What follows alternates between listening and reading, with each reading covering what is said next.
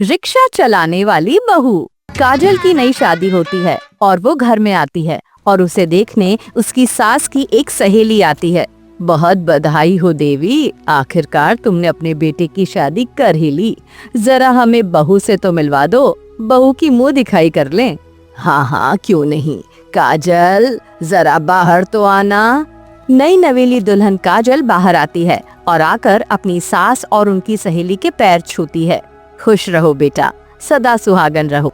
अरे देवी, तुम्हारी बहू तो बहुत सुंदर है। सुना है बेटा तुम जॉब करती हो। जॉब का नाम सुनकर काजल थोड़ा सा घबरा जाती है और डरते हुए जवाब देती है, जी आंटी, बस दिन में कुछ घंटे के लिए ही जाती हूँ। बहू तुम अंदर जाओ, चाय नाश्ता देख लो। बहू अंदर चली जाती है और सास की सहेली जांच पड़ताल करना शुरू कर देती है। सुना है देवी, तुम्हारी बहू ने शादी के पहले शर्त रखी थी कि वो नौकरी नहीं छोड़ेगी। ऐसी भी कैसी नौकरी है कि शादी से ज्यादा जरूरी हो गई और तुमने उसकी शर्त मान भी ली।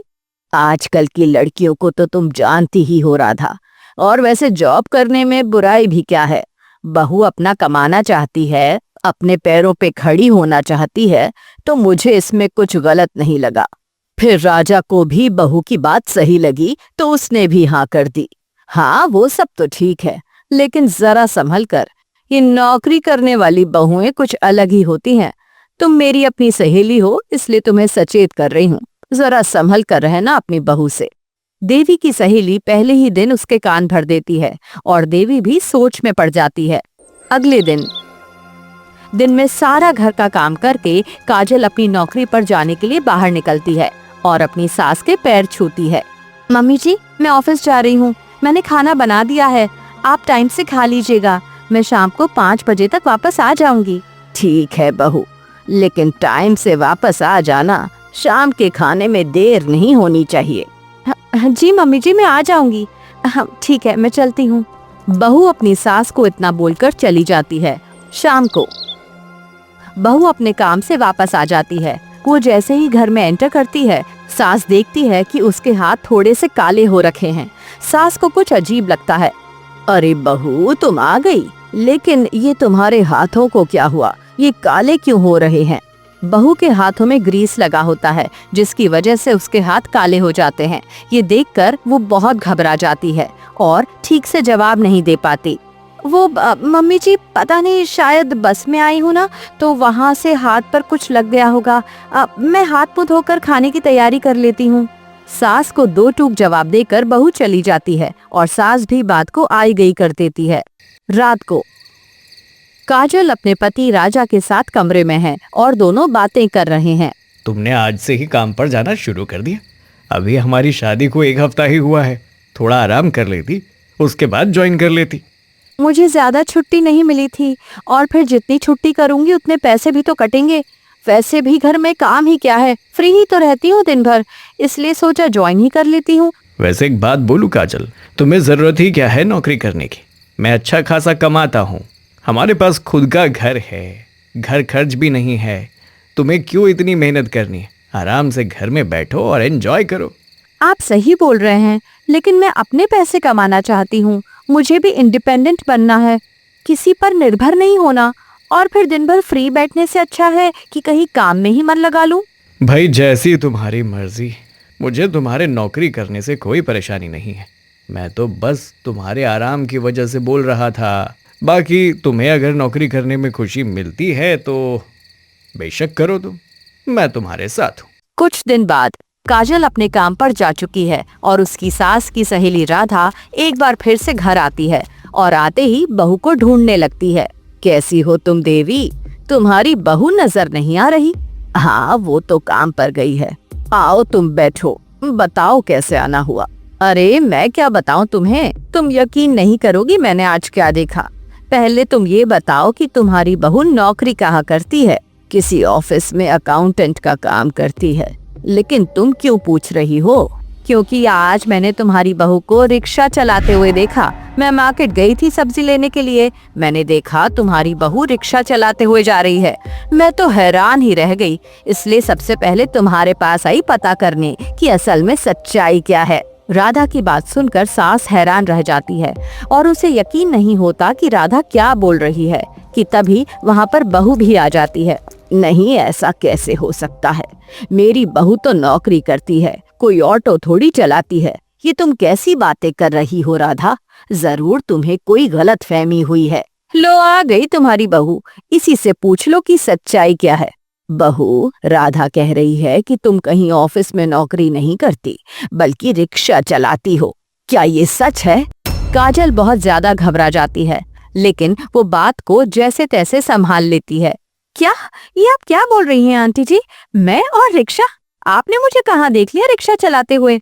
वो मैं आज मार्केट सब्जी लेने गई थी तो मैंने देखा कि कोई औरत रिक्शा चला रही है। वो बिल्कुल तुम्हारी तरह ही थी। मेरा मतलब है वो तुम ही थी। आंटी जी, आप भी ना, आपको जरूर कोई गलतफहमी हुई है। अगर आपको लगा था कि वो मैं हूँ तो आपने मुझे रोका क्यों नहीं? क्योंकि तुम सड़क की दूसरी तरफ थी। लीजिए, हो गई बात साफ। और अगर मैं सड़क की दूसरी तरफ थी तो आपने इतनी दूर से मेरी शक्ल कैसे देख ली और मुझे पहचान भी लिया? आपको पक्का ही गलतफहमी हुई है। आप बैठिए, मैं आपके लिए चाय बना कर लाती हूँ। काजल बड़ी सफाई से इस बात को टाल देती है और वहाँ से चली जाती है। राधा और काजल की सास दोनों ही सोच में गुम हो जाती हैं। कुछ दिन बाद काजल की सास सड़क पर खड़ी ऑटो रिक्शा रोकने की कोशिश कर रही है, लेकिन कोई भी ऑटो नहीं रुकता। अचानक एक ऑटो आकर रुकता है, जिसे देखकर सास के होश उड़ जाते हैं। उस ऑटो को सास की बहू काजल चला रही है। काजल भी बेहद घबरा जाती है। कुछ देर बाद काजल की सास घर पर गुस्से में इधर उधर टहल रही है और काजल उसके सामने खड़ी है। काजल बहुत डरी हुई है। तभी वहाँ काजल का पति भी आ जाता है। तुम अपनी बीवी से पूछो इससे कि ये नौकरी करने जाती है या फिर ऑटो चलाती है। इसने तो बिरादरी में हमारी नाक ही कटवा दी। मैं क्या मुंह दिखाऊंगी लोगों को कि मेरी बहू एक ऑटो चालक है। ये आप क्या बोल रही हो माँ? मम्मी जी सही बोल रही हैं। मुझे माफ कर दीजिए। मैंने आप लोगों से इस बात को छुपाया क्योंकि अगर मैं सच बता देती तो आप कभी शादी के लिए हाँ नहीं करते। लेकिन मैंने किसी भी गलत इंटेंशन से ये सब कुछ नहीं किया।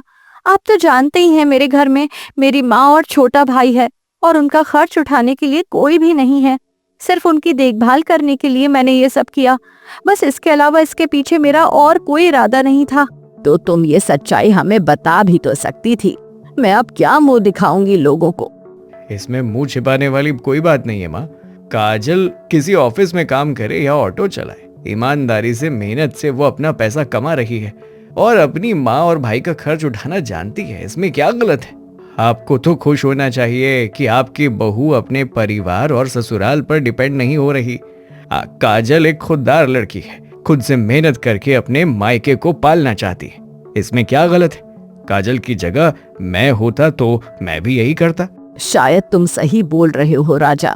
मैं ही दुनिया और लोगों की बातों में आ गई थी और अपनी बहू को गलत समझने लगी। बहू, तुझे बिल्कुल भी चिंता करने की जरूरत नहीं है। तू बिना किसी डर के मेहनत से अपना काम कर और अपने मायके वालों को सपोर्ट कर। हम तेरे साथ हैं। हे भगवान, ये लड़की है या चलती फिरती मेकअप की दुकान। जब देखो तब आईने के सामने खड़ी रहती है। अरे क्या मम्मी, तुम भी मेरे मेकअप के पीछे पड़ी रहती हो। देखो तुम्हारी बेटी तैयार होने के बाद कितनी खूबसूरत लगती है। बेटा, बाहरी सुंदरता मायने नहीं रखती है, इंसान को अंदर से सुंदर होना चाहिए। माँ, आजकल इनर ब्यूटी की कोई पूछ परख नहीं है। इंसान का बाहर से खूबसूरत दिखना ज्यादा जरूरी है। तेरे से तो बहस करना बेकार है। कल तुझे देखने वाले लड़के आ रहे हैं, अच्छे से तैयार हो जाना। अपनी माँ की बात सुनकर रोहिणी जोर जोर से हंसने लगी। माँ गुस्से में उसकी ओर देखकर बोली, क्या हुआ, पागल वागल हो गई है क्या? इस तरह क्यों हंस रही है? माँ, अभी आप मुझे इनर ब्यूटी का ज्ञान दे रही थी और अब आप ही मुझे अच्छे से तैयार होने को बोल रही हैं। 25 वर्षीय रोहिणी एक एमएनसी में जॉब करती है। हर काम में होशियार रोहिणी की कमजोरी मेकअप है। उसे हर वक्त मेकअप में रहना बहुत पसंद है। आज उसे देखने के लिए अनिल, उसकी माँ और बहन आए थे। उन्हें पहली नजर में ही रोहिणी पसंद आ गई थी। हमें तो आपकी बेटी बहुत पसंद है। अब आप बताइएगा, आपकी क्या इच्छा है? बहन जी, वैसे तो हमें भी आपका परिवार और लड़का दोनों पसंद है, मगर हमारी बिटिया वैसे तो हर काम में होशियार है, आपको शिकायत का कोई मौका नहीं देगी, मगर इसे मेकअप करने का बहुत शौक है, वो बिना मेकअप के नहीं रह सकती। अरे तो क्या हुआ, बहू बेटी तो मेकअप करती हुई अच्छी लगती है, लक्ष्मी की तरह बन संभर कर रहे तो घर में लक्ष्मी आती है, हमें उसके मेकअप करने से कोई ऐतराज नहीं। और ऐसे लड़के जिसे मेकअप करने का शौक हो वो मेरी भाभी बनकर आ जाए तो मेरी भी मौज हो जाएगी, मुझे भी सब कुछ सीखने को मिलेगा।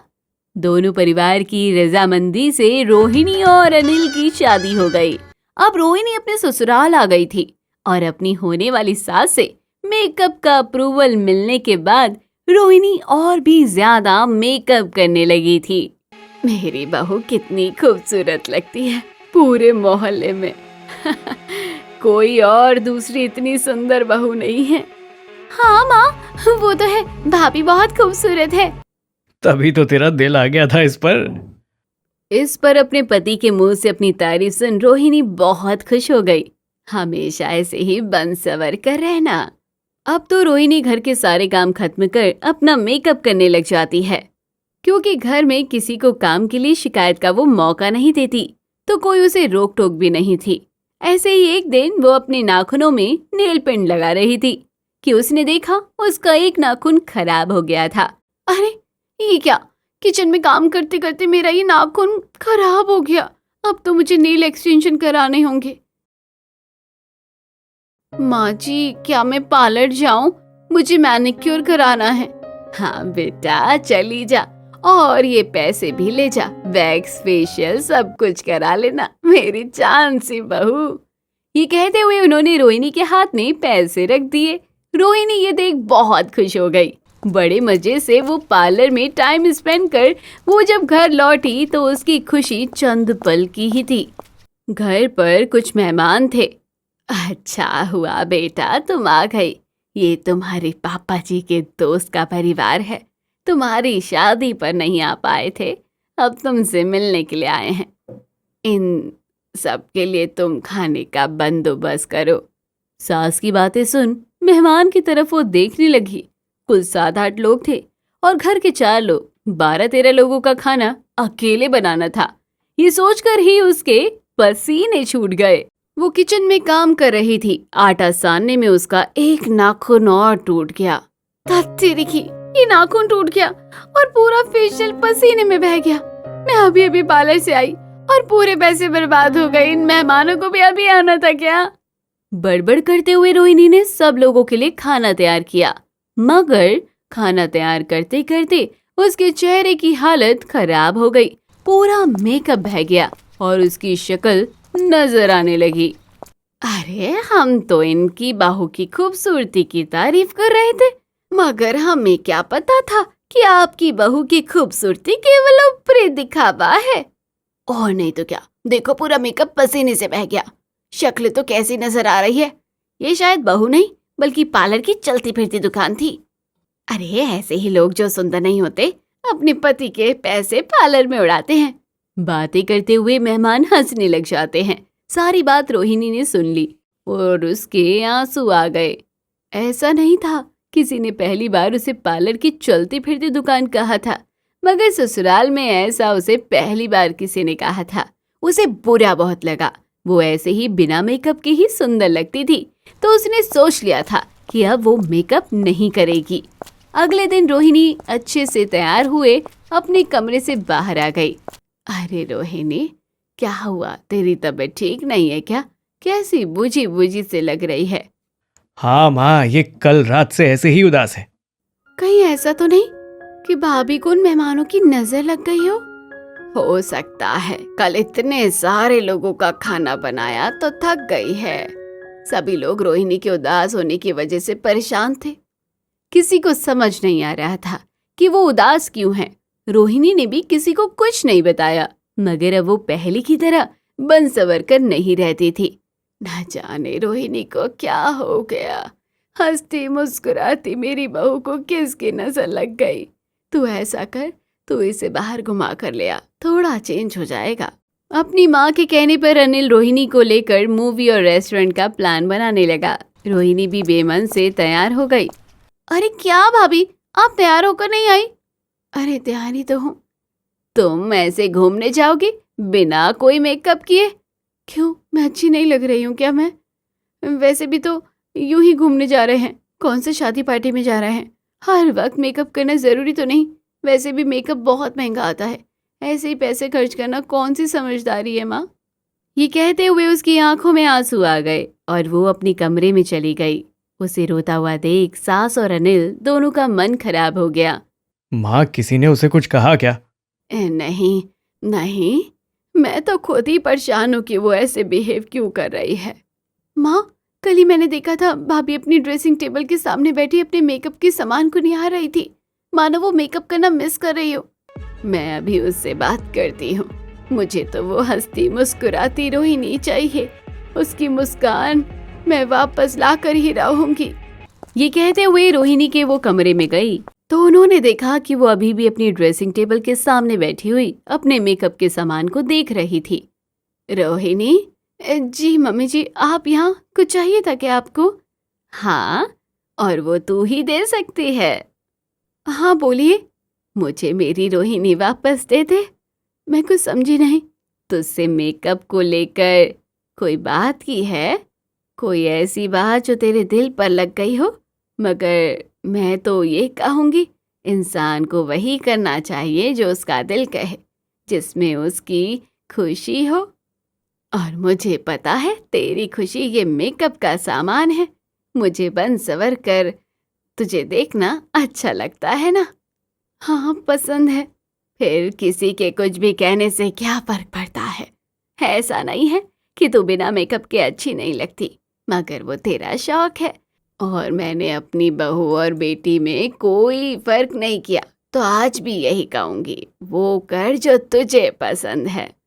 आपने सच ही कहा माँ। मैंने किसी की कही हुई बातों को ज्यादा ही सीरियस ले लिया, मगर अब और नहीं, मैं वो ही करूंगी जो मुझे अच्छा लगता है। ये हुई ना बात। आप अनिल को बोलो मैं बस 2 मिनट में आई। ये कहते हुए रोहिणी तुरंत मेकअप करने लगी। उसके चेहरे पर आज मेकअप से ज्यादा खुद की खुशी की रौनक थी। ये हुई ना बात, आज लग रही हो वो ही रोहिणी जो शादी होकर आई थी। अनिल की बातें सुन रोहिणी शर्मा जाती है और सभी के चेहरे पर मुस्कान आ जाती है। तो दोस्तों, कैसी लगी आपको ये कहानी? कमेंट बॉक्स में जरूर बताइएगा। चैनल को अभी तक सब्सक्राइब नहीं किया तो जरूर कर लीजिएगा।